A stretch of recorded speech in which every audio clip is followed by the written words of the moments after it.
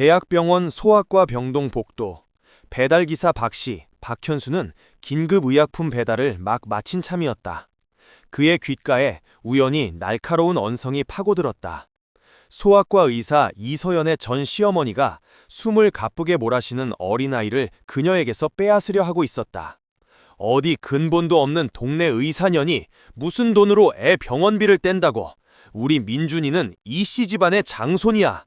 니년한테는 애를 키울 자격 없어. 패닉에 빠진 아이 민준이는 할머니의 손을 뿌리치고 달려와 배달기사 박씨의 다리를 붙잡았다. 아이는 고개를 들어 그를 올려다보았다. 눈에는 눈물이 그렁그렁했지만 그 눈빛에는 희미한 희망의 빛이 서려 있었다. 아저씨, 아이가 속삭였다. 혹시 제 아빠가 되어줄 수 있어요? 박현수의 심장이 거대한 망치로 얻어맞은 듯 쿵 하고 내려앉았다. 이 아이, 자신과 똑같은 눈을 가지고 있었다. 서울이라는 거대한 도시에는 수백만 개의 이야기가 흐른다.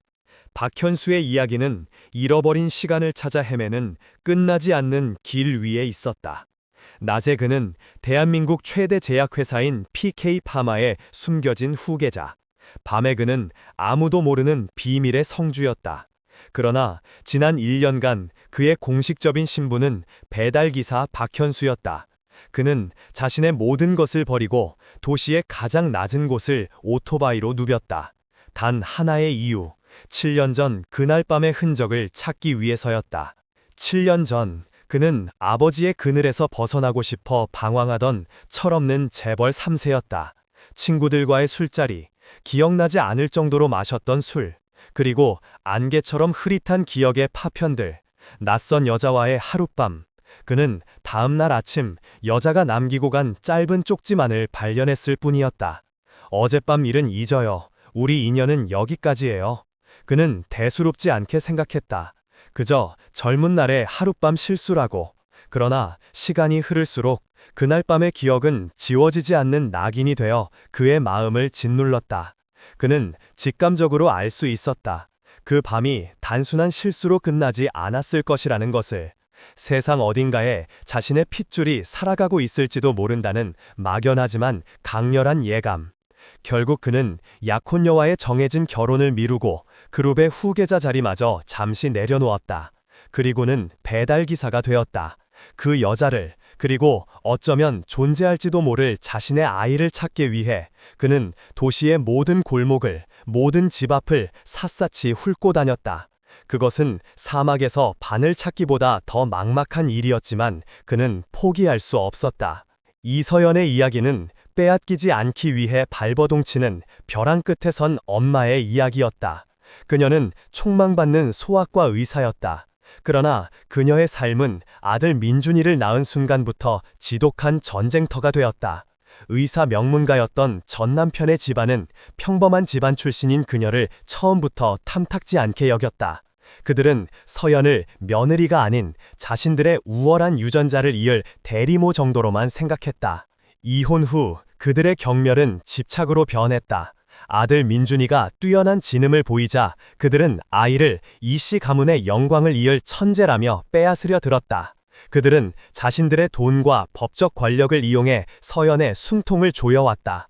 비싼 변호사를 고용해 양육권 소송을 걸었고 서연이 일하는 병원에 압력을 넣어 그녀를 곤란하게 만들었다. 그들에게 서연은 자신들의 완벽한 가문에 낀 유일한 흠집이자 반드시 제거해야 할 장애물일 뿐이었다. 서연은 홀로 싸워야 했다. 그녀는 병원들이 끝나면 밤늦게까지 아르바이트를 하며 변호사 비용과 민준이의 병원비를 벌었다. 민준이는 가벼운 선천성 심장질환을 앓고 있었다. 당장 생명에 지장은 없었지만 언제 상태가 나빠질지 몰라 꾸준한 관리와 치료가 필요했다. 그녀는 잠을 줄이고 밥을 굶어가며 돈을 모았다. 그녀의 하얀 의사가운 아래 그녀의 몸은 지독한 피로와 스트레스로 무너져 내리고 있었다. 그녀가 사는 곳은 병원 근처의 낡고 비좁은 원룸이었다. 방 안에는 모성애의 흔적들이 가득했다. 벽에는 민준이가 그린 삐뚤빼뚤한 그림들이 붙어 있었고 작은 책상 위에는 아이를 위한 동화책들이 쌓여 있었다.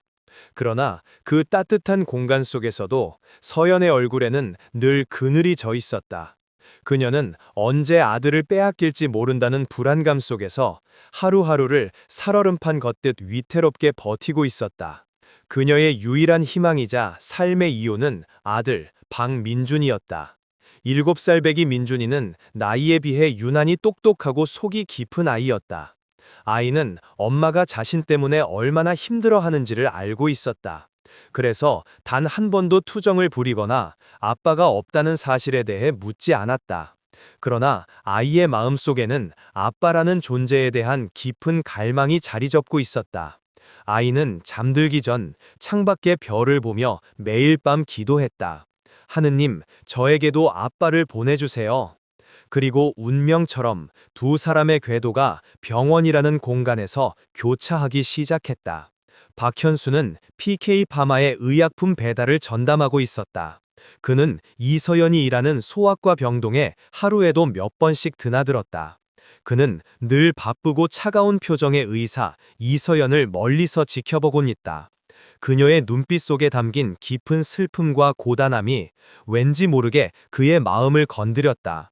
그는 그녀에게서 세상의 모든 무게를 혼자 짊어지려는 듯한 위태로운 강인함을 보았다. 그날도 현수는 긴급 의약품을 배달하기 위해 소아과 병동을 찾았다. 복도를 지날 때 그는 우연히 한 병실 앞에서 벌어지고 있는 끔찍한 광경을 목격했다. 한 중년 여성이 이서연의 팔을 뿌리치며 그녀의 아들을 강제로 끌어내려 하고 있었다. 아이는 숨이 넘어갈 듯 울며 발버둥쳤고 이서연은 필사적으로 아이를 지키려 애썼다. 당장 이 손 놓으세요, 어머님. 민준이 지금 숨쉬기 힘들어한단 말이에요. 니년이 의사면 다야. 애 아픈 것도 다 니 탓이야. 네가 제대로 돌보지 못해서 그런 거라고. 당장 민준이 내놔. 우리 집안에서 제대로 치료하고 키울 테니까. 전 시어머니의 악다구니는 비수처럼 서연의 가슴에 박혔다. 바로 그때 소아과 병동 복도의 비극, 그 쇼킹한 오프닝이 펼쳐진 것이었다. 아이는 할머니의 손을 뿌리치고 가장 가까이에 서 있던 현수의 다리를 붙잡았다. 그리고 아이는 처음 보는 배달기사 아저씨에게 자신의 평생의 소원을 가장 절박한 목소리로 속삭였다. 아저씨, 혹시 제 아빠가 되어줄 수 있어요? 그 순간 현수의 세상이 멈췄다. 그는 아이의 얼굴을 제대로 들여다보았다. 자신을 쏙 빼닮은 눈매, 오똑한 콧날, 그리고 자신과 똑같은 위치에 있는 눈 밑에 작은 점. 그의 온몸에 전율이 흘렀다. 7년, 그가 찾아 헤맸던 시간의 퍼즐이 눈앞에서 맞춰지는 듯한 충격이었다. 그는 아무 말도 하지 못했다.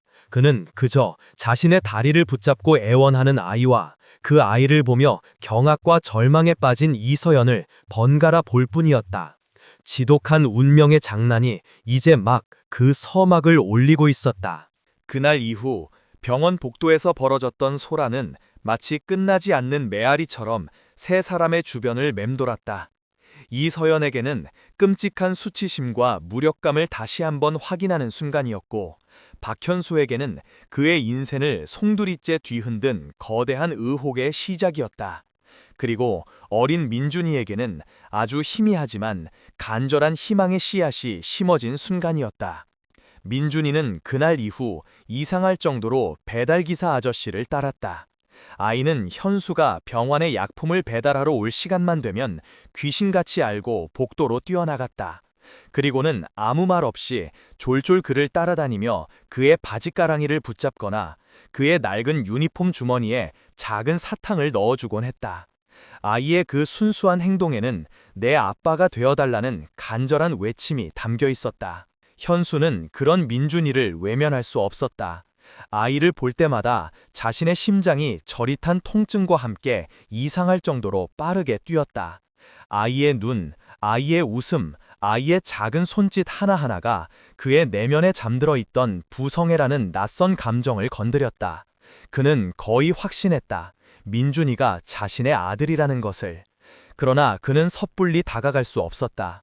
7년이라는 시간 동안 아이와 엄마의 삶에 아무런 책임도 지지 않았던 자신이 이제 와서 아버지라고 나설 자격이 없다고 생각했다.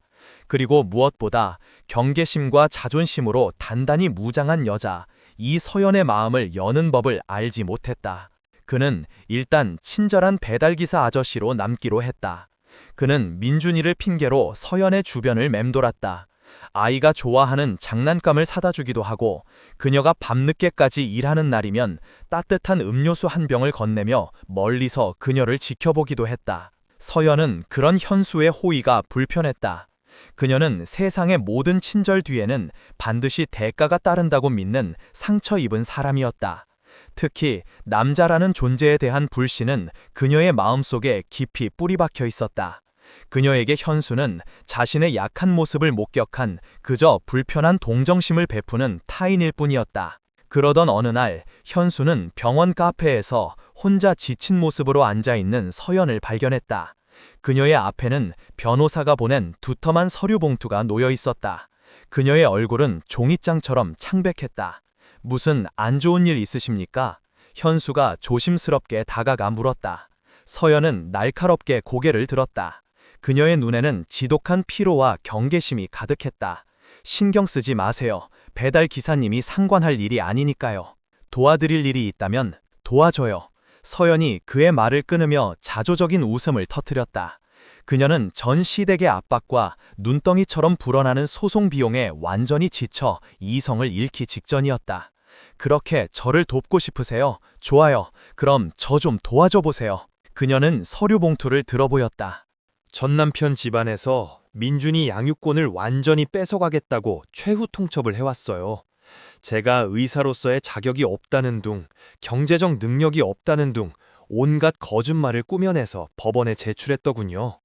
이 소송에서 이기려면 대한민국 최고의 변호사를 사야 하고 민준이에게 최고의 환경을 제공해 줄 수 있다는 걸 증명해야 해요. 그러려면 돈이 필요해요. 아주 많은 돈이. 그녀의 목소리는 절박함으로 떨리고 있었다.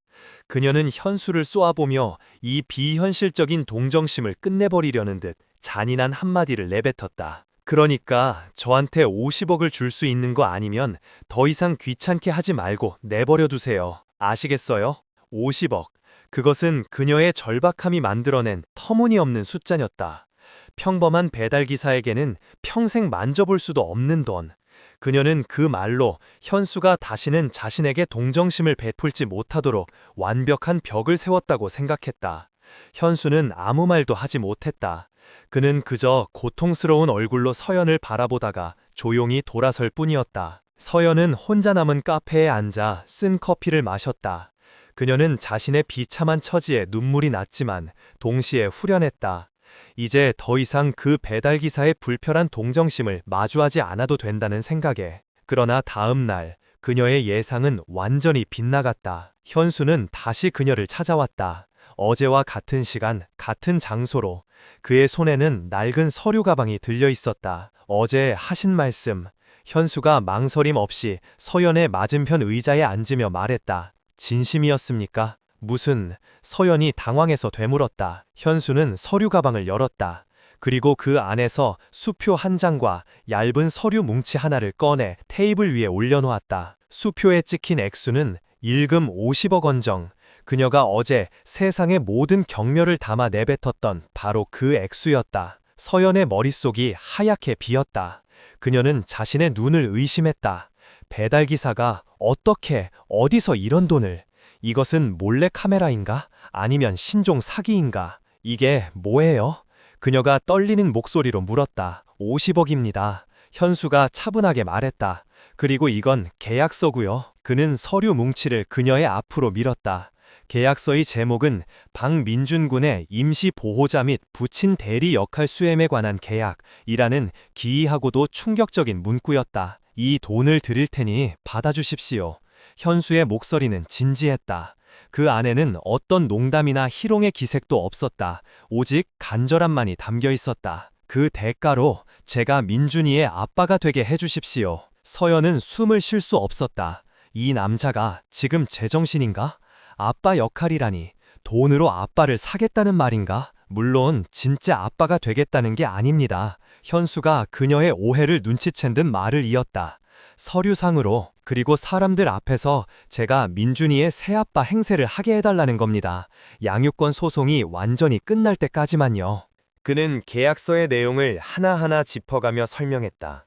그는 안정적인 직업과 재산을 가진 새아빠로서 서연과 민준이의 법적, 경제적 보호자가 되어주겠다고 했다. 그렇게 하면 서연의 전시댁이 더 이상 경제적인 문제를 걸고 넘어지지 못할 것이라고. 그는 모든 법적 검토까지 마친 상태였다. 계약 기간은 양육권 소송이 끝나는 날까지. 계약이 끝나면 그는 민준이와 서연의 인생에서 깨끗하게 사라져 주겠다고 약속했다. 왜? 서연이 겨우 목소리를 쥐어짰다. 왜 당신이 아무 상관도 없는 우리를 위해 이런 말도 안 되는 일을 하려는 거죠? 대체 목적이 뭐예요? 현수는 그녀의 눈을 똑바로 쳐다보았다. 그의 눈빛은 깊고 진실했다. 민준이 때문에요. 그가 말했다.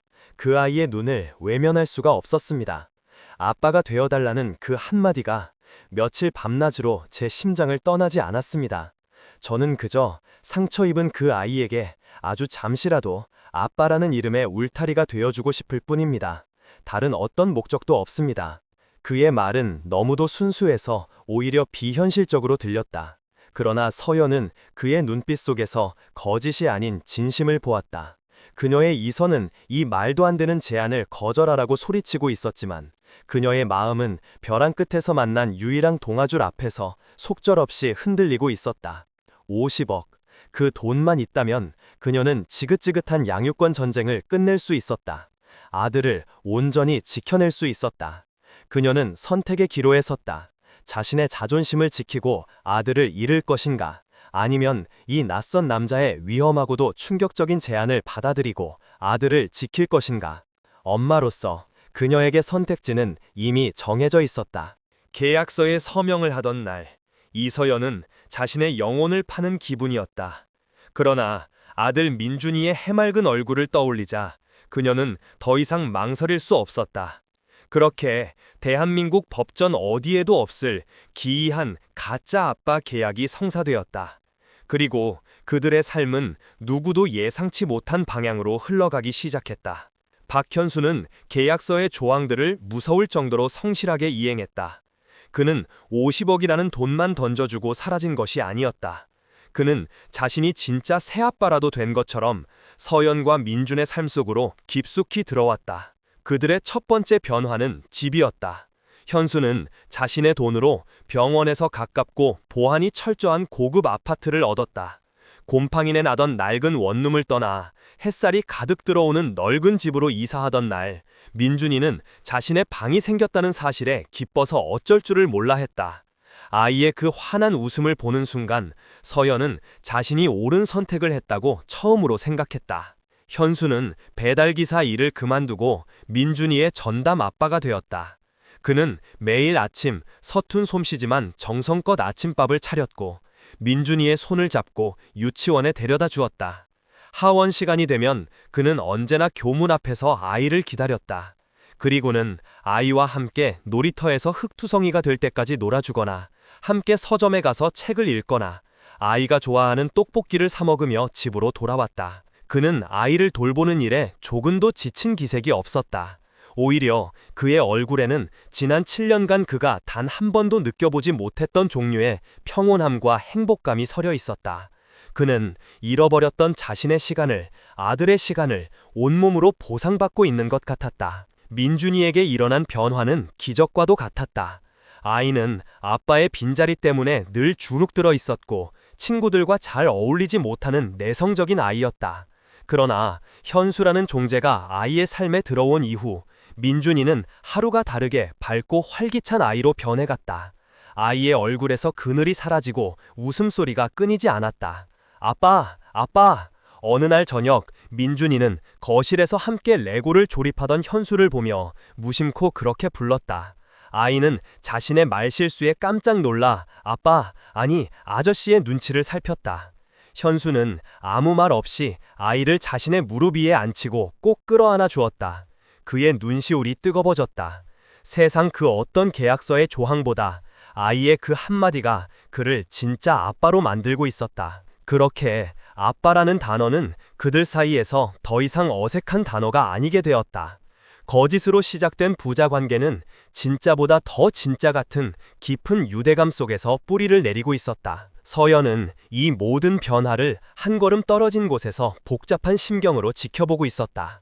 그녀는 처음에는 현수를 철저히 계약상의 관계로만 대했다. 그녀는 그를 박현수 씨라고 부르며 의도적으로 거리를 두었다. 그녀의 집 거실을 차지하고 있는 낯선 남자, 아들의 사랑을 독차지하고 있는 그의 존재가 여전히 불편하고 불안했다.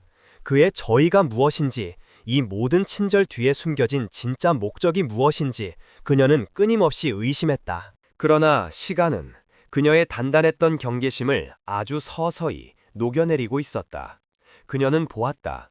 현수가 민준이를 대하는 그 진심 어린 눈빛을, 아이가 아플 때 밤을 새워 아이의 곁을 지키는 그의 모습을, 아이가 그린 삐뚤삐뚤한 자신의 초상화를 보물처럼 소중하게 지갑에 넣고 다니는 그의 모습을. 그의 진심은 아이에게만 향해 있는 것이 아니었다. 그는 서연 역시 세심하게 배려하고 챙겼다.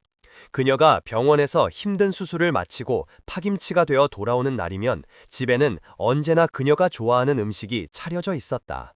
그녀가 소송 문제로 머리를 싸매고 있으면 그는 아무 말 없이 따뜻한 차 한 잔을 건네고 조용히 자리를 비켜주었다. 그의 배려는 과하지도 부족하지도 않았다. 마치 오래전부터 그녀의 상처를 알고 있었다는 듯이 그는 그녀가 필요로 하는 위로를 가장 적절한 방식으로 건넬 줄 알았다. 어느 날 밤, 서연은 거실 소파에서 잠이 든 현수를 발견했다. 그의 손에는 민준이의 심장병에 관한 최신 의학 논문들이 들려 있었다. 빼곡하게 밑줄이 쳐지고 어려운 의학 용어의 뜻을 찾아 적어놓은 메모들이 보였다. 그는 의사도 아니면서 민준이의 병을 이해하기 위해 밤늦게까지 공부를 하고 있었던 것이었다. 그 순간 서연의 마음속에서 단단했던 무언가가 와르르 무너져 내렸다. 그녀는 처음으로 그를 계약 상대가 아닌 한 명의 따뜻한 인간으로, 그리고 자신의 아들을 진심으로 사랑해주는 고마운 존재로 바라보게 되었다. 그녀는 조용히 담요를 가져와 잠든 그의 어깨 위에 덮어주었다. 그것은 그녀가 그에게 보여준 최초의 작은 온기였다. 그렇게 거짓된 계약 아래 세 사람은 서툴지만 조금씩 진짜 가족이 되어가고 있었다. 아이의 웃음소리가 집안을 채우고, 식탁 위에서는 따뜻한 김이 피어오르고, 서로를 향한 작은 배려들이 쌓여갔다. 그들의 집에는 사람 사는 냄새가 나기 시작했다. 서연은 가끔 이 행복이 신기루처럼 사라져버릴까 두려웠다. 이 모든 것이 계약으로 맺어진 시한부 행복이라는 사실을 그녀는 잊지 않으려 애썼다. 그러나 그녀의 마음은 이미 배달기사 박씨, 아니 박현수라는 남자에게 속절없이 흔들리고 있었다. 그녀는 애써 외면했지만 자신의 얼어붙었던 심장이 그의 따뜻함 앞에서 아주 조금씩 다시 뛰기 시작했다는 것을 부정할 수 없었다. 그러나 그들은 알지 못했다. 그들의 위태로운 행복을 멀리서 차가운 눈으로 지켜보는 또 다른 존재가 있다는 것을. 박현수의 진짜 약혼녀 최유라. 그녀의 질투와 탐욕이 이 작은 집에 드리워지기 시작한 거대한 폭풍의 전조라는 사실을. 최유라라는 여자는 태어날 때부터 모든 것을 가진 여자였다. 대한민국 굴지의 건설사 회장의 외동딸, 눈부신 미모, 명문대 유학파라는 타이틀까지. 세상은 그녀를 위해 존재하는 것처럼 보였다. 그리고 그녀의 화려한 인생을 완성시켜줄 마지막 퍼즐 조각은 바로 PK 파마의 후계자 박현수와의 정략 결혼이었다. 그녀는 박현수를 사랑하지 않았다. 그녀가 사랑한 것은 박현수라는 이름이 가진 권력과 그가 앞으로 물려받게 될 거대한 제국이었다. 그녀에게 결혼은 자신의 가치를 한 단계 더 높여줄 가장 확실한 비즈니스 계약일 뿐이었다. 그러나 그 완벽한 계약의 상대방, 박현수는 1년 전부터 연기처럼 사라져버렸다. 중요한 개인적인 사정이라는 말만 남긴 채 그룹 경영에서도 손을 떼고 잠적해버린 것이었다. 처음 몇 달간 유라는 대수롭지 않게 생각했다. 재벌 3세들의 흔한 일탈, 혹은 결혼 전 마지막 자유를 만끽하는 것이라고. 그러나 1년이 넘도록 그의 행방이 묘연해지자 그녀의 인내심은 바닥을 드러내기 시작했다. 그녀의 완벽한 계획에 차질이 생기는 것을 그녀는 용납할 수 없었다. 대체 박현수, 그 인간 어디서 뭘 하고 다니는 거야? 유라는 자신의 사무실에서 사설 흥신소 직원을 앞에 두고 신경질적으로 소리쳤다. 그녀는 자신의 정보망을 총동원해 박현수의 뒷조사를 시작했다. 그리고 마침내 흥신소 직원이 내민 몇 장의 사진 앞에서 그녀의 아름다운 얼굴은 분노로 흉하게 일그러졌다. 사진 속에는 그녀가 알던 박현수의 모습은 없었다. 최고급 정장 대신 낡은 배달 유니폼을 입고 값비싼 스포츠카 대신 낡은 오토바이를 탄 초라한 남자가 있었다. 그리고 그의 곁에는 낯선 여자와 어린 아이가 마치 진짜 가족인 것처럼 행복하게 웃고 있었다. 아이스크림을 먹으며 공원을 산책하고 놀이터에서 아이를 목마 태워주는 모습. 그 사진들 속 현수의 얼굴에는 유라가 단 한 번도 본 적 없는 진심 어린 행복의 미소가 담겨 있었다. 이게 뭐야? 유라의 목소리가 살얼음처럼 차가워졌다. PK 파마의 후계자가 고작 저런 동네 의사년이랑 애새끼 뒤치닥거리나 하면서 살고 있다는 거야, 지금. 질투. 그것은 단순한 감정의 동요가 아니었다. 자신의 소유물이어야 할 남자가 감히 자신보다 못한 여자에게 마음을 빼앗겼다는 사실은 그녀의 자존심에 깊은 상처를 냈다. 그녀는 이서연이라는 여자를 자신의 완벽한 인생에 끼어든 더럽고 천한 벌레처럼 여겼다. 그녀는 참을성 있는 여자가 아니었다. 그녀는 벌레를 발견하면 즉시 가장 확실한 방법으로 밟아 죽여야 직성이 풀리는 여자였다. 그녀는 이서연의 뒷조사를 시작했다. 그리고 어렵지 않게 그녀가 현재 전남편 지방과 양육권 소송을 벌이고 있다는 사실을 알아냈다. 그 순간 유라의 머릿속에 악마적인 계획이 떠올랐다. 그녀는 직접 싸울 필요가 없었다. 이서연을 가장 증오하고 그녀를 파멸시키고 싶어하는 사람들을 이용하면 되는 것이었다. 며칠 후 최유라는 최고급 한정식집의 비밀스러운 룸에서 이서연의 전 시어머니와 마주 앉았다. 전 시어머니는 갑작스러운 재벌가 영애의 호출에 어리둥절하면서도 한편으로는 무언가 떡고물이 떨어질지도 모른다는 기대감에 부풀어 있었다. 찾아뵙자고 한 이유는 간단합니다. 유라는 서론 없이 곧바로 본론으로 들어갔다. 그녀의 말투는 우아했지만 그 안에는 상대방을 꿰뚫어보는 듯한 냉혹함이 서려 있었다. 두 분 다 이서연이라는 여자를 싫어하시더군요. 저도 그렇고요. 우리에게는 공공의 적이 있는 셈이죠. 전 시어머니의 눈이 탐욕으로 번뜩였다. 그래서 우리한테 뭘 원하시는 겁니까? 제가 두 분을 도와드리겠습니다. 유라의 입가에 아름답지만 잔인한 미소가 걸렸다. 그 천재 손주 민준이를 되찾을 수 있도록 제가 가진 모든 힘을 동원해서 도와드리죠. 대한민국 최고의 변호사를 붙여드리고 양육권 소송에 필요한 모든 비용을 제가 대겠습니다. 그것은 거부할 수 없는 너무도 달콤한 제안이었다. 전 시어머니는 마른 침을 삼켰다. 그 대가로 저희가 뭘 해드리면 되겠습니까? 간간해요. 유라는 와인잔을 들어 우아하게 한 모금 마셨다. 이서연과 그 옆에 붙어있는 배달부 놈 박현수라는 남자를 갈라놓으세요. 무슨 수를 써서라도 두 사람 사이를 이간질하고 서론을 불신하게 만드세요. 박현수라는 남자가 이서연과 아이에게 완전히 환멸을 느끼고 스스로 떠나게 만들란 말입니다. 그녀는 박현수의 진짜 신분을 밝히지 않았다. 그것은 그녀가 쥔 마지막 카드였다. 그녀는 그저 이서연이 새로운 남자를 끌어들여 아이를 이용해 돈을 뜯어내려는 꽃뱀이라는 프레임을 씌우려 했다. 그 배달부 놈이 사실은 꽤 돈이 많은 졸부인 것 같더군요. 유라는 능숙하게 거짓말을 했다. 이서연이 그걸 노리고 접근한 게 틀림없어요. 그러니까 두 분은 그 남자를 찾아가세요. 그리고 이서연의 과거에 대해 그녀가 얼마나 돈을 밝히고 남자를 이용하는 데 능숙한 여자인지 적당히 부풀려서 알려주세요. 그리고 민준이를 이용해 두 사람을 계속해서 괴롭히세요. 웬만한 남자라면 애 딸린 여자의 복잡한 과거와 시댁 문제에 휘말리는 걸 좋아하지 않을 테니 곧 지쳐서 털어져 나갈 겁니다.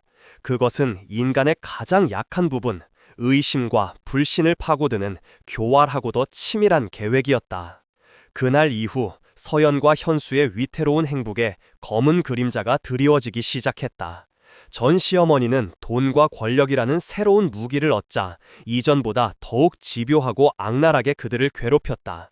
그녀는 민준이의 유치원 앞에서 기다리다 아이를 강제로 차에 태우려 하거나 현수가 운영한다는 개인 사업체 사무실 주소를 알아내 찾아와 난동을 부렸다. 내 손주를 돈으로 사려는 거냐? 이 더러운 놈아!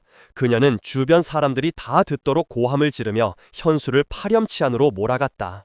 현수는 묵묵히 모든 수모를 견뎌냈다. 그는 이것이 서연과 민준이를 지키기 위해 자신이 감당해야 할 몫이라고 생각했다. 그러나 그의 마음속에도 아주 작은 의심의 씨앗이 심어지기 시작했다. 전 시어머니는 유라의 각본대로 현수에게 교묘하게 거짓말을 흘렸다. 우리 며느리 걔 원래 남자 없으면 못 사는 애야. 자네 만나기 전에도 만나는 남자가 수두룩했다고. 자네 돈 보고 붙은 거니까 정신 똑바로 차리는 게 좋을 거야. 현수는 그 말을 믿지 않으려 애썼다. 그러나 밤늦게 병원 동료라는 남자 의사와 함께 차를 타고 퇴근하는 서연의 모습을 우연히 목격했을 때 그의 마음속에서 의심의 싹이 자라나는 것을 막을 수는 없었다. 서연 역시 흔들리고 있었다. 그녀는 현수가 자신과 민준이 때문에 겪는 고통에 미안해했고 동시에 이 모든 상황에 지쳐갔다. 전 시댁의 방해는 더욱 악랄해졌고 양육권 소송은 점점 더 그녀에게 불리하게 돌아갔다. 그녀는 자신이 현수라는 남자의 인생에 거대한 짐이 되고 있다는 죄책감에 시달렸다. 그렇게 보이지 않는 손에 의해 두 사람의 믿음에는 서서히 균열이 생기고 있었다. 그들은 서로에게 속마음을 털어놓지 못했다. 서로를 걱정시키고 싶지 않다는 배려가 오히려 더 큰 오해의 벽을 만들고 있었다. 그들은 아직 알지 못했다. 이 모든 것이 그들의 행복을 파괴하기 위해 설계된 잔인한 덫의 시작일 뿐이라는 것을. 최유라가 설계한 균열의 덫은 이서연과 박현수의 관계를 흔들었지만 그들을 완전히 갈라놓지는 못했다. 현수의 믿음은 생각보다 깊었고 서연의 모성애는 생각보다 강했다. 그들의 위태로운 유대는 외부의 압력이 강해질수록 역설적으로 더 단단하게 서로를 의지하려 했다. 이것을 지켜보던 최유라는 더 이상 간접적인 방법으로는 안 되겠다고 판단했다. 그녀는 더 확실하고 더 치명적인 한 방에 이서연을 사회적으로 매장시킬 수 있는 덫을 놓기로 결심했다.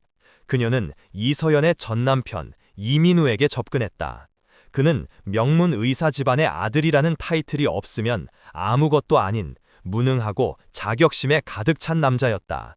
그는 뛰어난 의사였던 전 아내 이서연에게 늘 열등감을 느끼고 있었다. 유라는 바로 그 열등감을 파고들었다. 이서연 씨가 아직도 당신을 무시하고 있다는 생각 안 해보셨어요? 유라가 민우와 단둘이 만난 자리에서 꿀에 독을 바른 듯한 목소리로 속삭였다.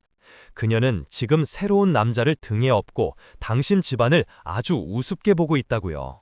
이대로 양육관까지 완전히 빼앗기면 당신은 아들도 뺏기고 자존심도 짓밟히는 그냥 실패한 남자가 되는 거예요.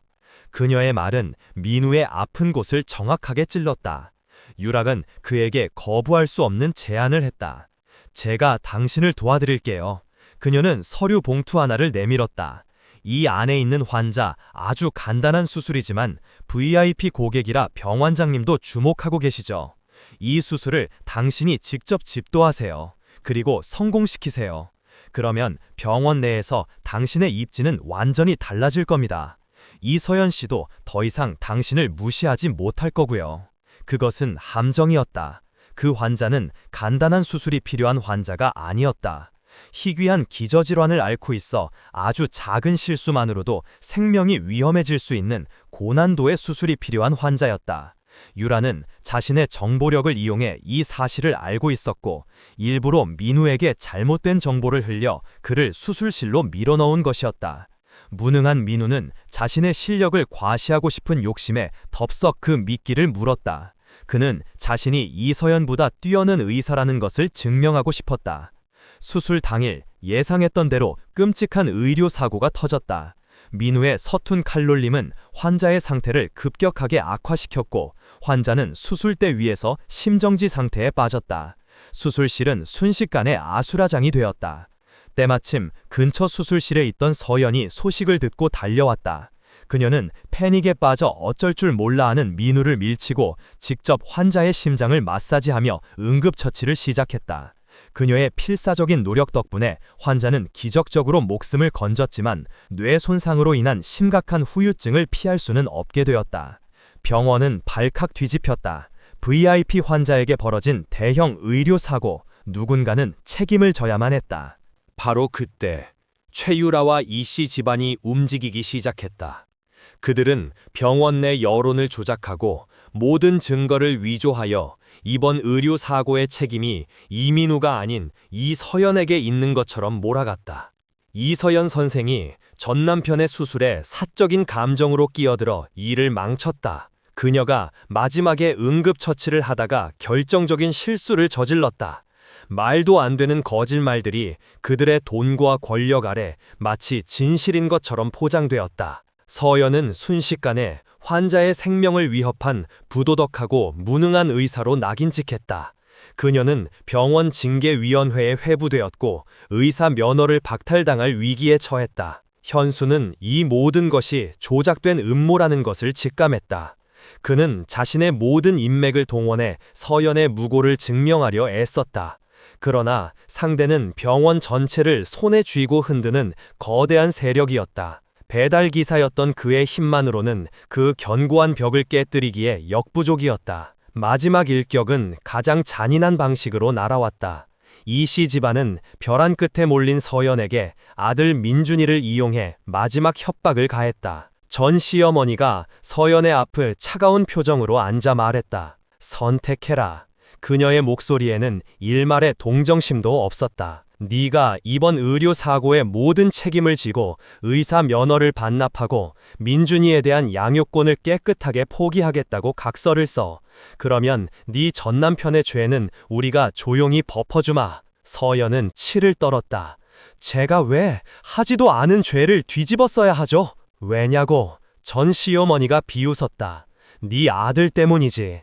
만약 네가 끝까지 버틴다면 우리는 민준이를 당장 외국으로 보내버릴 거다. 네가 평생 찾을 수 없는 곳으로. 그러면 너는 아들도 잃고 의사 면허도 잃고 감옥까지 가게 되겠지. 네 인생은 그걸로 끝나는 거야. 그것은 협박이 아니었다. 그것은 엄마의 가장 약한 부분을 파고드는 악마의 속삭임이었다. 서연의 세상이 무너져 내렸다. 그녀는 선택의 기로에 섰다.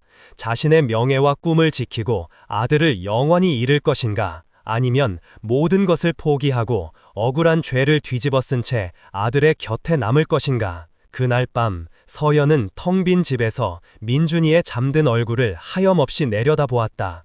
아이의 고른 숨소리를 들으며 그녀는 눈물을 삼켰다. 그녀에게 의사라는 꿈보다 자신의 명예보다 더 소중한 것은 바로 이 아이였다. 그녀는 아들을 위해서라면 지옥이라도 기꺼이 걸어 들어갈 수 있었다. 그녀는 결심했다. 모든 것을 자신이 안고 가기로. 다음 날 그녀는 현수에게 아무 말도 하지 않았다. 그녀는 그를 이 더러운 싸움에 더 이상 끌어들이고 싶지 않았다. 그녀는 그가 자신 때문에 더 이상 고통받는 것을 원치 않았다. 그녀는 조용히 혼자서 전시댁이 내민 자백각서에 서명하기 위해 약속 장소로 향했다. 그녀의 발걸음은 마치 사형장으로 향하는 죄수처럼 무겁고 위태로웠다. 이서연이 모든 것을 포기하기로 결심한 그 순간, 박현수는 더 이상 친절한 배달기사 아저씨로 남아있을 수 없었다. 그는 서연이 혼자서 모든 것을 짊어지려 한다는 것을 그녀의 위태로운 눈빛을 보고 직감했다. 이 거대한 음모의 배후에 있는 보이지 않는 손을 꺾기 위해서는 더 이상 자신의 진짜 힘을 숨기고 있을 수만은 없었다. 그는 1년 만에 PK 파마의 회장 박현수로 돌아왔다. 그는 자신의 비서실에 전화를 걸어 단 한마디 짧고 단호한 명령을 내렸다. 움직여. 그의 그 한마디에 잠들어 있던 거대한 제국이 깨어났다. PK 파마의 법무팀과 정보팀은 괴물처럼 움직이기 시작했다. 그들은 단 반나절 만에 의료사고가 일어났던 수술실의 모든 기록과 관련자들의 통화 내역, 그리고 병원 내부 CCTV까지 모두 확보했다. 진실을 파헤치는 것은 돈과 권력 앞에서는 너무도 쉬운 일이었다. 증거는 차고 넘쳤다. 수술 당일 이민우가 최유라와 수차례 통화한 기록, 최유라가 병원 고위층에 거액의 돈을 건넨 흔적, 그리고 결정적으로 수술실 CCTV에는 이민우의 명백한 실수를 이서연이 필사적으로 수습하는 장면이 고스란히 담겨 있었다. 모든 증거를 손에 쥔 현수는 서연이 자백각서에 서명하기로 한 약속 장소, 한적한 호텔 카페로 향했다. 그가 카페 문을 열고 들어섰을 때 서연은 펜을 든 채 영혼 없는 눈으로 각서 위를 내려다보고 있었다. 그녀의 맞은편에는 승리자의 미소를 띤 전 시어머니가 앉아 있었다. 그 펜 내려놔요. 현수의 낮고 힘있는 목소리가 카페 안의 정적을 깼다. 서연과 전 시어머니가 놀라 고개를 들었다. 그곳에는 그들이 알던 배달기사 박현수가 서 있었다. 그러나 그의 분위기는 이전과 완전히 달랐다. 그의 눈빛은 날카로운 칼날 같았고 그의 몸에서는 감히 범접할 수 없는 위압감이 뿜어져 나오고 있었다. 당신이 여길 어떻게? 서연이 당황해서 물었다. 현수는 그녀의 말에 대답하는 대신 자신이 가져온 태블릿 PC를 테이블 위에 올려놓았다. 그리고 그는 전 시어머니를 차갑게 쏘아보며 재생 버튼을 눌렀다. 태블릿 화면에는 수술실 CCTV 영상이 재생되기 시작했다. 이민우의 실수가 명백하게 드러나는 장면, 그리고 그 모든 것을 덮기 위해 이씨 집안과 최유라가 음모를 꾸미는 통화 녹음 파일까지 그들의 모든 범죄 행각이 적나라하게 펼쳐졌다. 전 시어머니의 얼굴이 잿빛으로 변했다. 그녀는 사시나우 떨듯 떨며 아무 말도 하지 못했다. 이걸 들고 지금 당장 경찰서로 갈 수도 있고, 현수가 얼음처럼 차가운 목소리로 말했다. 아니면 여기서 깨끗하게 모든 걸 포기하고 다시는 이서연 씨와 민준이 앞에 나타나지 않겠다고 약속할 수도 있습니다. 선택은 당신들 몫입니다. 그것은 협상이 아니었다. 절대적인 힘을 가진 자의 마지막 통보였다. 전 시어머니는 아무 말 없이 각서를 구겨쥔 채 도망치듯 카페를 빠져나갔다. 혼자 남은 서연은 멍하니 현수를 바라보았다. 대체 당신 누구예요? 그녀가 떨리는 목소리로 물었다. 그러나 현수는 아직 모든 것을 밝힐 때가 아니라고 생각했다. 그는 그저 그녀의 어깨를 부드럽게 감싸주며 말했다. 이제 다 괜찮을 겁니다. 그날 이후 모든 것이 제자리로 돌아왔다. 의료사고의 진실이 밝혀지면서 서연은 모든 혐의를 벗었고 오히려 위기 상황에서 환자를 구한 의사로 인정을 받았다. 이민우는 의사 면허가 정지되었고 그의 집안은 사회적인 지탄을 받으며 몰락했다. 양육권 소송 역시 당연히 서연의 완벽한 승리로 끝이 났다.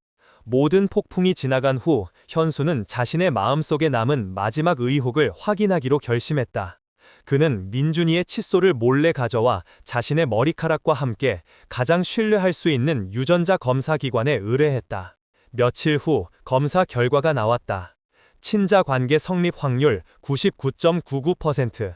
그 문구를 확인하는 순간 현수는 세상을 다 가진 것처럼 기뻤다. 그의 예감은 틀리지 않았다. 민준이는 그의 아들이었다. 그는 벅차오르는 가슴을 안고 서연에게 달려갔다. 그는 이제 자신의 진짜 신분을 밝히고 그녀와 민준이에게 진짜 가족이 되어주겠다고 고백할 생각이었다. 그는 더 이상 가짜 아빠가 아닌 진짜 아빠로서 그들의 곁을 평생 지켜주고 싶었다. 그는 PK 파마 회장 집무실로 서연을 초대했다. 서연은 갑작스러운 그의 호출에 의아해하며 그가 알려준 낯선 장소로 향했다. 그리고 그녀는 KG그룹 회장의 명패가 놓인 거대한 집무실과 그 의자에 앉아있는 박현수의 모습을 보고 경악을 금치 못했다. 현수 씨가 PK 파마 회장님, 미안해요. 처음부터 솔직하게 말하지 못해서. 현수는 자리에서 일어나 그녀에게 다가갔다. 그의 얼굴에는 미안함과 주체할 수 없는 기쁨이 뒤섞여 있었다. 그는 그의 손을 잡고 유전자 검사 결과지를 내밀었다. 서연 씨, 나 할 말이 있어요. 민준이는 내 아들이에요. 우리가 진짜 가족이라고요. 서연은 검사 결과지를 받아들었다. 그녀의 손이 미세하게 떨렸다. 그녀는 한참 동안 99.99%라는 숫자를 내려다보았다. 그리고 그녀의 눈에서 눈물 한 방울이 서류 위로 툭 하고 떨어졌다. 현수는 그녀가 감격해서 우는 것이라고 생각했다. 그는 그녀를 부드럽게 안아주려 했다. 그러나 바로 그 순간 서연은 그를 밀쳐냈다. 그녀의 얼굴에는 기쁨이 아닌 알 수 없는 슬픔과 결의가 서려 있었다. 아니에요. 그녀가 떨리는 목소리로 말했다. 그녀는 자신의 가방에서 또 다른 유전자 검사 결과지 한 장을 꺼내 현수의 눈앞에 내밀었다. 그 결과지에는 충격적인 내용이 적혀 있었다. 친자 관계 성립 확률 0%. 박현수와 박민주는 아무런 혈연 관계가 아니라는 공식적인 증명이었다. 현수의 머릿속이 하얗게 비었다. 이게 무슨... 민준이는 회장님 아들이 아니에요. 서연의 목소리는 얼음처럼 차가웠다. 그녀는 현수의 눈을 똑바로 쳐다보며 잔인한 거짓말을 내뱉었다. 그동안 정말 감사했습니다. 회장님의 도움이 아니었다면 전 민준이를 지키지 못했을 거예요. 하지만 우리의 계약은 이제 끝났습니다. 약속대로 이제 제 인생에서 사라져 주세요. 그것은 현수가 평생 들어본 말 중에 가장 잔인하고 고통스러운 말이었다. 그러나 그것은 진실이 아니었다. 그것은 아들을 지키기 위한 한 엄마의 처절하고도 애처로운 마지막 거짓말이었다. 서연은 사실 모든 것을 알고 있었다. 그녀는 현수를 처음 만났을 때부터 그가 7년 전 그날 밤의 남자라는 것을 어렴풋이 짐작했다. 그의 팔에 남아있던 희미한 흉터 자국, 그녀는 그 흉터를 똑똑히 기억하고 있었다. 그리고 민준이가 그를 처음 보자마자 아빠라고 불렀을 때 그녀는 확신했다. 그녀는 또한 최유라라는 존재가 그림자처럼 자신들을 감시하고 있다는 사실도 눈치채고 있었다. 병원 주변을 맴돌던 수상한 차량, 자신과 현수의 사진을 몰래 찍던 남자. 그녀는 직감적으로 현수의 세계가 자신과 민준이가 감당하기에는 너무도 위험하고 거대한 곳이라는 것을 깨달았다. 그래서 그녀는 현수가 자신의 정체를 밝히기 전에 먼저 움직인 것이었다. 그녀는 몰래 다른 사람의 유전자 샘플을 이용해 가짜 검사 결과지를 만들어 두었다. 그리고 현수가 진실을 고백하는 바로 그 순간 가장 잔인한 방법으로 그를 밀어내기로 결심한 것이었다. 그녀는 현수를 사랑하기 시작했다. 그래서 그를 떠나보내야만 했다. 그녀는 자신의 아들 민준이가 재벌가의 더러운 상속전쟁에 휘말리는 것을 결코 원치 않았다. 아이에게는 거대한 제국의 왕자인 아빠보다 평범하지만 평화로운 삶을 지켜줄 수 있는 엄마가 더 필요하다고 믿었다. 제발 가주세요. 그녀는 눈물을 감추기 위해 끝까지 그에게 등을 보인 채 애원했다. 현수는 아무 말도 하지 못했다. 그는 두 개의 상반된 검사 결과지 앞에서 거대한 혼란과 배신감에 휩싸였다. 그는 그녀의 거짓말을 진실이라고 믿을 수밖에 없었다. 그는 그렇게 자신의 아들을 그리고 사랑하기 시작한 여자를 다시 한번 잃어버리고 말았다. 이소연의 잔인한 거짓말은 박현수의 심장에 회복할 수 없는 상처를 남겼다. 그는 사랑과 핏줄이라는 두 개의 희망을 단 한순간에 모두 잃어버렸다. 배신감과 상실감은 그의 이성을 마비시켰고 그는 서연의 마지막 부탁대로 그녀와 민준의 삶에서 연기처럼 사라져 주었다. 그는 다시 차가운 제국의 황제로 돌아왔다. 그는 일에 미친 사람처럼 매달렸다. 밤낮을 가리지 않고 잠을 줄여가며 오직 회사 일에만 몰두했다. 그것만이 가슴을 도려내는 듯한 고통을 유일한 마취제였다. 그의 주변 사람들은 갑자기 더 냉혹하고 무자비해진 그의 모습에 혀를 내둘렀지만 누구도 감히 그 이유를 묻지는 못했다. 그러나 그의 마음 한구석에는 여전히 지워지지 않는 의문이 남아있었다.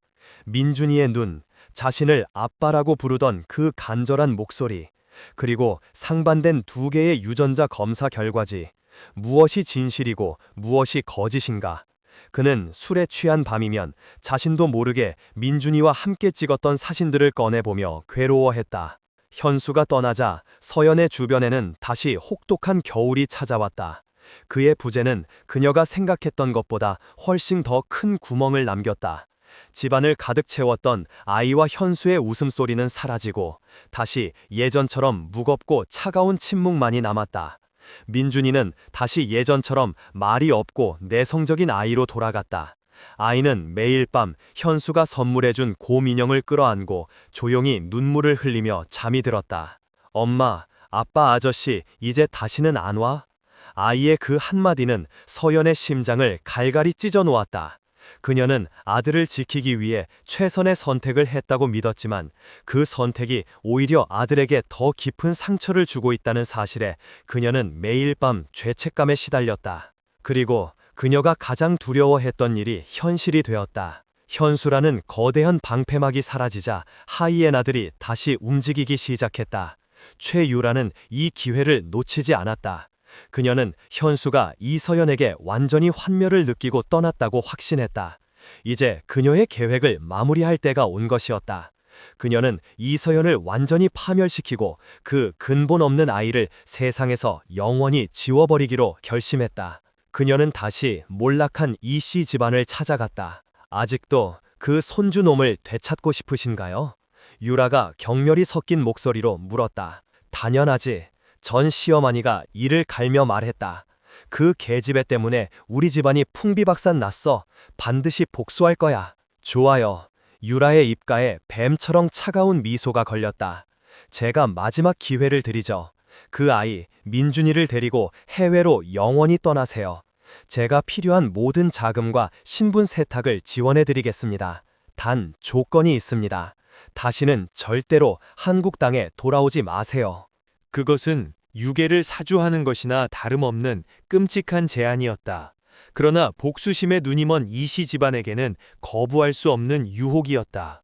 며칠 후 민준이가 다니는 유치원 앞으로 낯선 검은색 승합차 한 대가 멈춰섰다. 하원 시간이 되어 아이들이 선생님의 인솔 아래 교문 밖으로 나오고 있었다. 민준이는 혹시나 아빠 아저씨가 와 있지 않을까 하는 기대로 두리번거리며 문을 나섰다. 바로 그때 차에서 내린 두 명의 건장한 남자가 민준이의 양팔을 붙잡았다.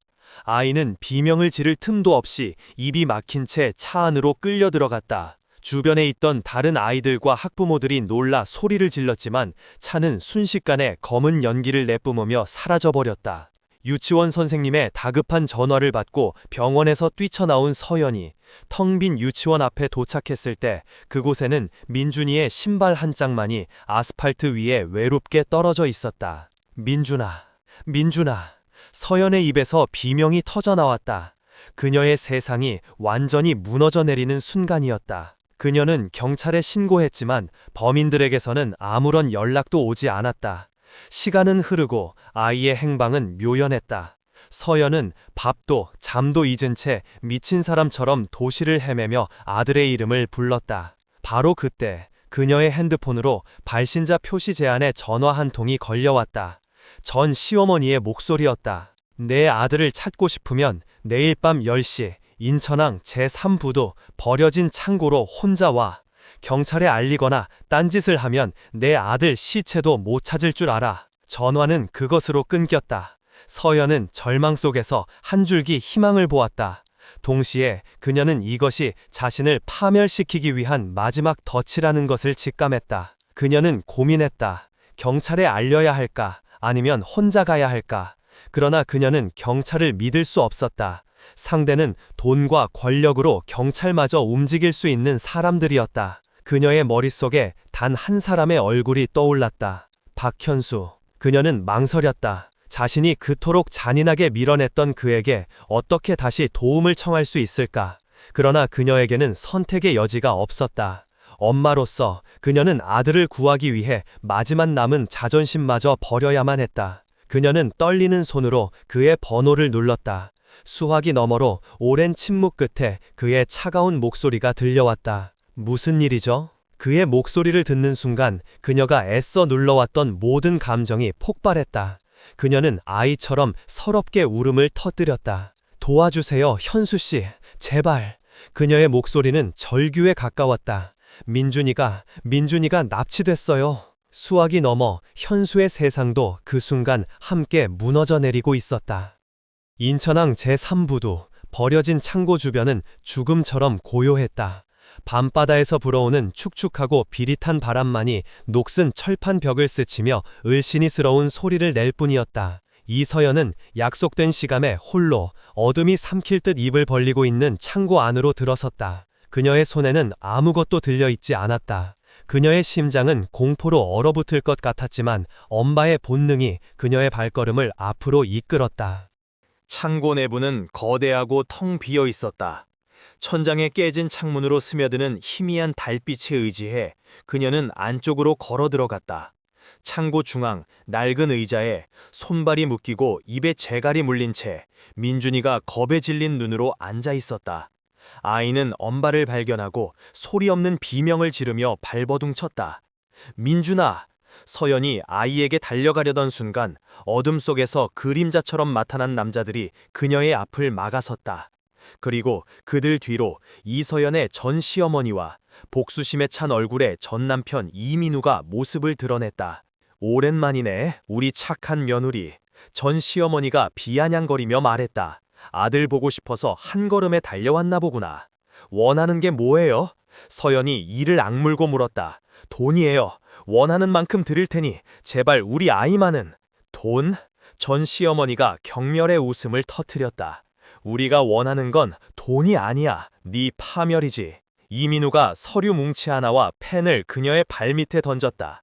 그것은 양육권 포기 각서와 지난번 의료사고의 모든 책임이 자신에게 있다는 죄를 인정하는 자백서였다. 서명해. 민우가 차갑게 말했다. 네가 이 서류들에 서명하고 의사 면허를 반납하고 대한민국을 영원히 떠난다면 민준이는 살려주지. 만약 거부한다면 저 아이 오늘 밤 바다의 물고기밥이 될 줄 알아. 그들의 눈은 진심이었다. 그들은 더 이상 법이나 양심 따위는 신경 쓰지 않는 복수심에 눈이 먼 악마들이었다. 서연은 절망했다. 이것은 선택이 아니었다. 완벽하게 짜인 빠져나갈 수 없는 덫이었다.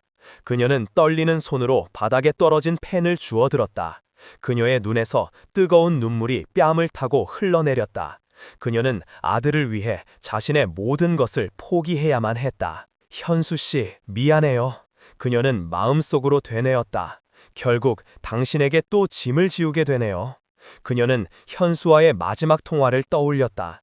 민준이가 납치되었다는 그녀의 절규에 그는 아무 말도 하지 않았다. 그저 어디에요? 라고 짧게 물었을 뿐이었다. 그녀는 그에게 약속 장소를 알려주었다. 그리고 그는 절대 혼자 가지 말아요. 내가 갈 때까지 무슨 일이 있어도 버텨요. 라는 말을 남기고 전화를 끊었다. 그의 목소리에는 분노와 걱정과 그리고 알 수 없는 확신이 담겨 있었다. 서연은 그를 믿었다. 그러나 동시에 두려웠다. 만약 그가 오기 전에 모든 것이 끝나버린다면 그녀는 시간을 벌어야만 했다. 그녀는 서류에 서명하는 척하며 펜을 쥔 분으로 몰래 자신의 주머니 속에 있는 핸드폰의 통화 버튼을 눌렀다. 마지막 통화 기록 박현수. 그녀는 그에게 이 마지막 순간을, 자신의 마지막 진심을 들려주고 싶었다. 전화는 연결되었지만 그녀는 아무 말도 할 수 없었다. 그녀가 입을 여는 순간 모든 것이 발각될 것이었다. 왜 꾸물거려? 당장 서명하지 않고. 민우가 그녀를 재촉하며 그녀의 머리채를 거칠게 잡아쳤다. 서연은 고통 속에서 눈물을 흘리며 애써 입을 열었다. 그녀의 말은 표면적으로는 민우에게 하는 말이었지만 그 모든 단어는 전화기 너머의 현수를 향한 그녀의 마지막 고백이었다. 미안해요. 그녀가 흐느꼈다. 내가 거짓말했어요. 민우는 그녀가 죄를 자백하는 것이라고 생각하고 비웃으며 그녀의 말을 재촉했다. 그래, 계속해봐. 네 죄를 전부 고백하라고. 서연은 눈을 감았다. 그리고 그녀의 입에서 모든 것을 되돌릴 수 없는 비극적인 진실이 터져나왔다. 민준이는 그 사람 아들이에요. 당신 아들이 아니라고. 내가 무서워서, 그 사람을 지켜주고 싶어서, 아니, 그 사람의 세계로부터 우리 아들을 지켜주고 싶어서 내가 거짓말했던 거예요. 그녀의 고백은 통곡과 함께 터져나왔다. 그 사람은 아무 잘못도 없어요. 내가 다 망쳤어. 내가 그 사람을 밀어내지만 않았어도 우리 민준이가 이렇게 되지는 않았을 텐데. 여보, 미안해요. 정말 미안해요. 그녀는 마지막 순간 자신도 모르게 현수를 여보라고 불렀다. 그것은 그녀의 무의식 속에 숨겨져 있던 가장 깊은 곳의 진심이었다. 그녀의 고백을 듣는 순간 민우와 전 시어머니의 얼굴이 경악으로 물들었다. 뭐라고? 저 계집애가 지금 미쳤나? 전화기 너머 어둠 속을 미친 듯이 질주하던 차 안에서 현수는 핸드폰을 쥔 채 온몸이 굳어버렸다. 스피커폰을 통해 흘러나오는 그녀의 처절한 고백, 그 모든 것이 그의 심장을 갈갈이 찢어놓고 있었다. 진실이었다. 그의 첫 번째 검사 결과가 진실이었다. 그녀는 자신과 아이를 지키기 위해 세상에서 가장 잔인한 거짓말로 자신을 밀어냈던 것이었다. 으아! 현수의 입에서 짐승의 포효와도 같은 절규가 터져나왔다. 그의 눈에서 뜨거운 눈물이 쏟아져 내렸다. 후회, 죄책감, 그리고 자인을 기만한 모든 것들에 대한 지독한 분노가 그의 온몸을 집어삼켰다. 그는 엑셀을 끝까지 밟았다. 자동차 엔진이 터져나갈 듯 굉음을 냈고 차는 총알처럼 어둠을 뚫고 나아갔다. 그의 눈은 복수심으로 붉게 충혈되어 있었다. 창고 안 모든 진실을 알게 된 민우는 이성을 잃었다.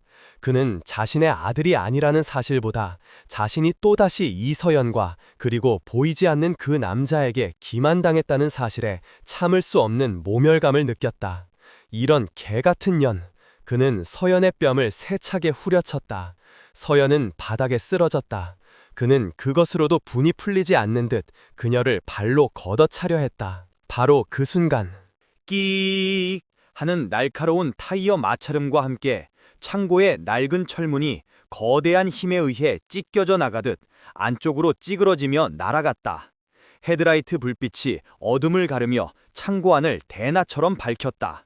그리고 그 불빛을 등지고 차에서 내린 한 남자. 그의 실루엣은 마치 지옥에서 돌아온 복수의 화신처럼 분노와 살기로 가득 차 있었다. 그는 더 이상 배달 기사도 냉철한 회장도 아니었다. 그는 자신의 아내와 아이를 건드린 자들을 모조리 찢어 죽일 준비가 된 한 마리의 성난 맹수였다.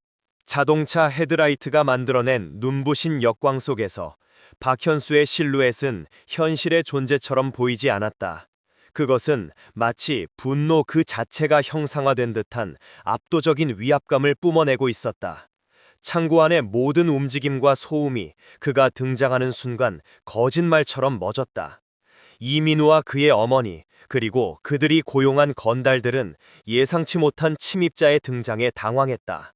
그들은 이 남자가 누구인지, 어떻게 이곳을 알고 찾아왔는지 전혀 짐작조차 할 수 없었다. 누구야? 넌? 건달 중 하나가 애써 허세를 부리며 손에 든 쇠파이프를 고쳐 잡았다. 현수는 대답하지 않았다. 그의 시선은 오직 한 곳에 고정되어 있었다. 바닥에 쓰러져 있는 이서연, 그리고 의자에 묶여 공포에 질려 있는 아들 민준. 그의 아내와 아이가 저 더러운 손들에 의해 짓밟히고 위협당했다는 사실이 그의 마지막 남은 이성의 끈을 끊어버렸다. 그는 천천히 창고 안으로 걸어 들어왔다. 그의 발걸음 소리가 텅 빈 창고 안에 무겁게 울려 퍼졌다. 마치 사형 집행인이 다가오는 소리처럼. 그의 뒤를 이어 검은 정장 차림의 남자들이 그림자 군단처럼 소리 없이 차에서 내려 그의 뒤를 따랐다. 그들은 PK 파마의 최정예 보안팀, 현수의 가장 충직한 호위 무사들이었다. 그들의 손에는 무기가 들려있지 않았지만 그들의 단단한 체격과 감정 없는 눈빛만으로도 창고 안의 건달들을 압도하기에 충분했다. 저 새끼 혼자가 아니야. 건달들이 수군거리며 뒷걸음질 치기 시작했다. 뭐해? 당장 저놈들 막아! 이민우가 겁에 질려 소리쳤다. 건달들이 고함을 지르며 현수와 그의 팀에게 달려들었다. 그러나 그것은 무모한 저항이었다. 보안팀원들은 기계처럼 정확하고 무자비하게 움직였다. 그들은 단 몇 초 만에 비명소리와 함께 건달들을 모두 바닥에 쓰러뜨리고 제압했다. 창고 안에는 다시 정적이 흘렀다. 이제 남은 것은 겁에 질려 서로 부둥켜 안고 있는 이민우 모자와 그들을 향해 천천히 다가오는 현수뿐이었다. 현수는 먼저 쓰러져 있는 서연에게 다가갔다. 그는 그녀의 앞에 무릎을 꿇고 조심스럽게 그녀를 부축해 일으켰다. 괜찮아. 그의 목소리는 이전의 차가움은 온데간데 없이 깊은 고통과 미안함으로 떨리고 있었다. 이제 내가 왔어. 다 괜찮을 거야. 서연은 그의 품에 안겨 참았던 울음을 터뜨렸다. 현수는 그녀를 자신의 등 뒤에 세우고 아들 민준이에게로 향했다. 그는 단칼에 아이를 묶고 있던 밧줄을 끊어내고 아이의 입에 물려있던 재갈을 풀어주었다. 아빠! 민준이가 울음을 터뜨리며 그의 품에 와락 안겼다. 아이는 더 이상 그를 아저씨라고 부르지 않았다. 그래, 아빠야. 현수가 아이를 자신의 품에 꼭 끌어안으며 속삭였다. 미안하다, 아들. 아빠가 너무 늦게 와서 정말 미안하다. 그는 아들을 가장 안전한 곳, 자신의 보안 팀원에게 맡겼다. 그리고 그는 마침내 심판을 위해 이민우 모자 앞에 섰다. 그의 눈은 더 이상 인간의 눈이 아니었다. 그것은 자신의 새끼를 건드린 자들을 향한 자비 없는 맹수의 눈이었다. 네 놈이었구나. 현수가 이민우의 멱살을 잡아 공중으로 들어올렸다. 감히 내 여자와 내 아이를 건드린 게. 커헉.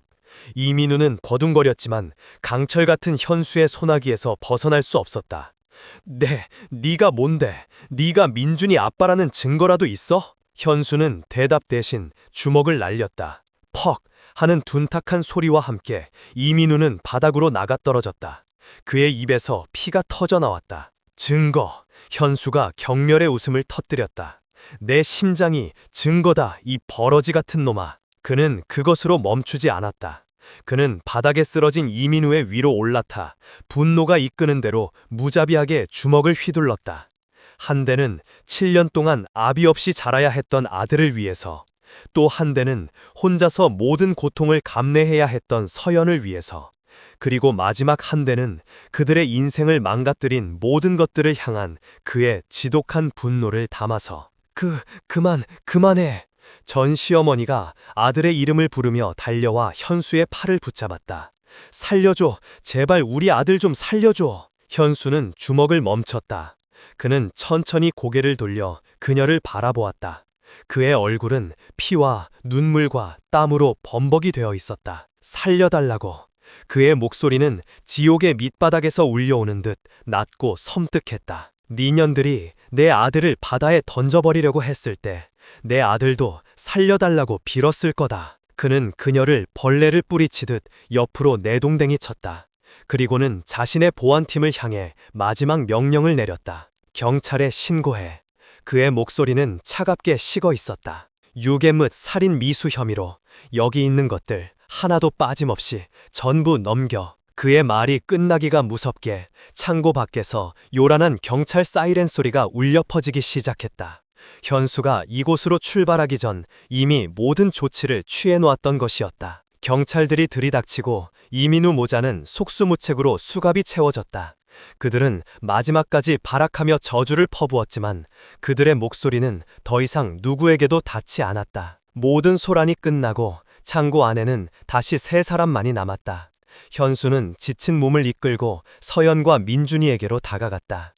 그는 두 사람을 자신의 넓은 품으로 한꺼번에 끌어안았다.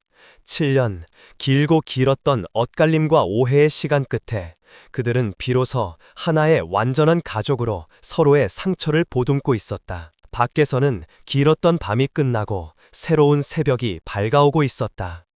인천항 부두에서의 유괴 사건은 대한민국 사회를 발칵 뒤집어 놓은 거대한 스캔들로 번졌다.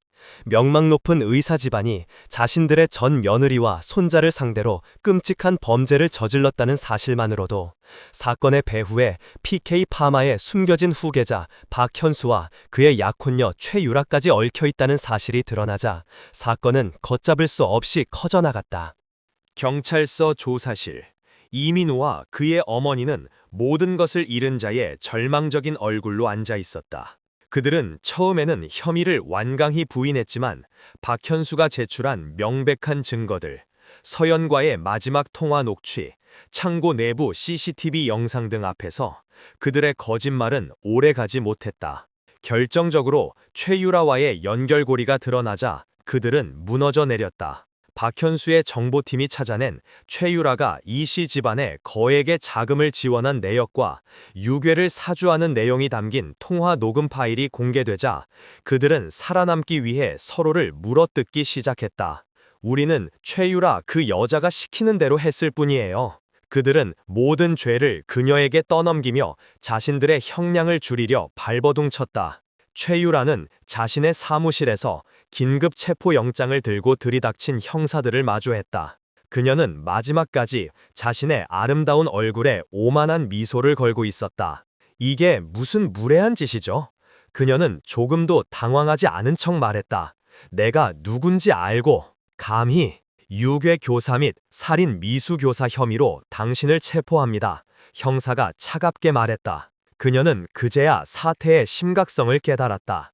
그녀의 완벽했던 인생에 처음으로 붉은 줄이 그어지는 순간이었다. 그녀는 자신의 아버지에게 전화를 걸어 도움을 요청했지만 PK 파마라는 거대른 산 앞에서 그녀의 아버지조차 아무런 힘을 쓸 수 없었다. PK 파마는 최유라의 아버지가 운영하는 건설사의 최대 주주이자 가장 중요한 사업 파트너였기 때문이었다. 박현수는 이미 그녀의 집안이 가진 모든 돈과 권력의 숨통을 조용히 끊어놓은 상태였다. 모든 악인들이 법의 심판대 위에 오른 시다음 날, 박현수는 공식 기자회견을 열었다. 지난 몇 년간 단 한 번도 언론에 자신의 모습을 드러내지 않았던 그의 등장은 그 자체만으로도 엄청난 화제였다.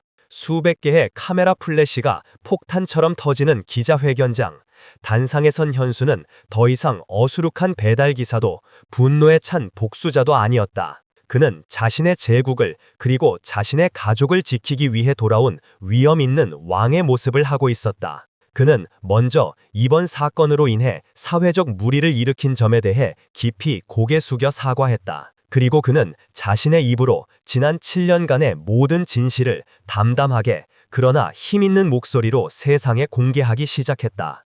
저는 오늘 한 아이의 아버지로서 이 자리에 섰습니다.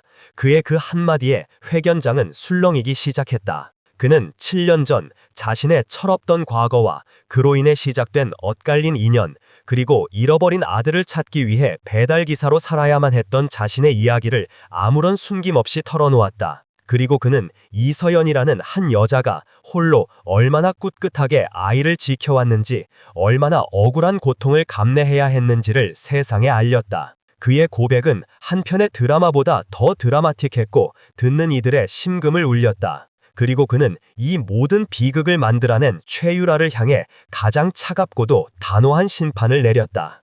저는 이 자리에서 최유라 씨와의 약혼을 공식적으로 파괴할 것을 선언합니다. 그의 목소리는 회견장 전체에 울려 퍼졌다. PK 파마는 인간의 생명을 담보로 자신의 탐욕을 채우는 비윤리적인 파트너와는 결코 함께할 수 없습니다. 그의 선언은 최유라와 그녀의 집안에 내려진 사회적 사형 선고나 다름없었다. 마지막으로 그는 스크린에 병원에서 회복 중인 민준이와 그 곁을 지키고 있는 서연의 사진을 띄웠다. 이 두 사람은 그의 목소리에 세상 가장 따뜻하고 단단한 애정이 실렸다. 저 박현수가 그리고 우리 PK 파마가 앞으로 남은 평생 동안 목숨을 걸고 지켜야 할 제 유일한 가족입니다. 앞으로 그 누구라도 이 두 사람을 위협하거나 상처 입히려 한다면 저는 제가 가진 모든 힘을 동원하여 그 대가를 1000배, 10,000배로 치르게 할 것임을 이 자리에서 분명히 약속드립니다. 그의 선언은 사랑하는 사람들을 향한 세상에서 가장 강력하고도 아름다운 방패였다. 기자회견이 끝나고 세상의 여론은 완전히 뒤바뀌었다. 이서연은 더 이상 근본 없는 여자가 아니었고 민준이는 사생아가 아니었다. 그들은 거대한 음모의 희생자이자 마침내 제자리를 찾은 제국의 유일한 황후와 황태자가 되어 있었다. 모든 어둠이 걷히고 진실의 빛이 그들의 앞날을 환하게 비추기 시작했다. 시간은 상처를 치유하는 가장 좋은 약이었다. 세상의 소란이 잦아들 무렵 민준이는 PK 파마가 지원하는 최고의 의료진에게서 심장 수술을 받았다. 수술은 성공적이었다. 아이의 작은 심장은 이제 아빠와 엄마의 사랑 속에서 이전보다 훨씬 더 건강하고 힘차게 뛰기 시작했다. 박현수는 회장이라는 직함도 잊은 채 며칠 밤낮으로 병실을 지키며 아들 곁을 맴돌았다. 그는 서툰 솜씨로 아이의 이마를 닦아주고 책을 읽어주고 아이가 좋아하는 장난감을 조립하며 잃어버렸던 7년의 시간을 온몸으로 채워나가고 있었다. 그의 얼굴에는 더 이상 과거의 고통이나 분노의 흔적이 남아있지 않았다. 오직 늦게나마 아빠가 된 한 남자의 서툴지만 깊은 사랑만이 가득했다. 이서연은 다시 의사 가운을 입었다. 그녀는 자신을 짓누르던 모든 굴레를 벗어던지고 예전보다 더 당당하고 자신감 넘치는 의사로 환자들 곁으로 돌아왔다. 그녀의 얼굴에서는 그늘이 걷히고 예전의 따뜻하고 온화한 미소를 되찾았다. 민준이가 수술 후 건강하게 회복하여 퇴원을 앞둔 어느 날 오후였다. 서연은 회진을 마치고 아들이 있는 병실로 향했다. 문을 열자 창가에 서서 잠든 민준이를 따뜻한 눈으로 내려다보고 있는 현수의 뒷모습이 보였다. 민준이 괜찮아요? 서연이 조용히 물었다. 현수는 천천히 뒤를 돌아보았다. 그의 손에는 무언가가 들려 있었다. 그것은 값비싼 다이아몬드 반지가 아니었다. 그것은 바로 서연이 의사 가운 주머니에 늘 넣고 다니던 그녀의 낡은 청진기였다. 그는 서연에게 다가와 그녀의 앞에 아주 천천히 한쪽 무릎을 꿇었다. 재벌그룹의 회장이 한 여자를 위해 세상에서 가장 경건한 자세로 무릎을 꿇었다. 서연은 당황해서 그를 일으키려 했다. 현수 씨, 이게 무슨... 현수는 그녀의 손을 부드럽게 잡고 고개를 들어 그녀의 눈을 아주 깊고 진실하게 바라보며 말했다. 7년 전 나는 무책임했고 어리석었어요. 그의 목소리는 후회와 미안함으로 가늘게 떨리고 있었다. 그리고 지난 7년 동안 당신은 혼자서 세상의 모든 짐을 짊어져야만 했지. 미안해요. 정말 미안해요, 서연 씨. 그의 눈에서 뜨거운 눈물 한 방울이 흘러내렸다. 이제부터는 그는 손에 든 청진기를 그녀의 심장에 그리고 자신의 심장에 번갈아 가져다 대며 말을 이었다. 이제부터는 내가 내 남은 평생을 바쳐서 당신과 우리 민준이 두 사람의 심장 소리를 가장 가까이에서 듣게 해줘요. 당신의 기쁨도 슬픔도 내가 가장 먼저 듣고 함께 아파하고 함께 웃어줄게요. 나와 결혼해 줄래요? 그것은 세상 그 어떤 화려한 프로포즈보다 더 진심이 담긴 가장 완벽한 청혼이었다. 서연의 눈에서도 참았던 눈물이 흘러내렸다. 그녀는 고개를 끄덕였다. 아니, 그녀의 심장이 먼저 대답하고 있었다. 쿵, 쿵, 쿵 하고 세상에서 가장 행복한 소리를 내며 그녀는 무릎 꿇은 그를 일으켜 그의 품에 안겼다. 두 사람은 서로의 상처를 서로의 눈물로 따뜻하게 씻어내고 있었다. 바로 그때 침대에서 잠들어 있던 민준이가 부스스 눈을 떴다. 아이는 서로를 부둥켜 안고 있는 엄마와 아빠의 모습을 잠이 덜 깬 눈으로 가만히 바라보았다. 그리고 아이의 얼굴에 햇살처럼 환한 미소가 번졌다. 배달기사 아저씨, 아이가 나지막이 읊조렸다. 진짜 내 아빠가 됐네. 한때 배달부의 아이라고 불렸던 아이는 마침내 완전한 가족을 되찾았습니다. 잃어버린 과거를 찾아 헤매던 길고 아팠던 여정은 이제 막을 내리고 사랑과 책임이라는 이름으로 모든 상처를 치유해 나갈 따뜻한 미래의 문이 활짝 열렸습니다. 창밖으로는 따사로운 오후의 햇살이 세 사람의 행복한 모습을 축복처럼 환하게 비추고 있었다.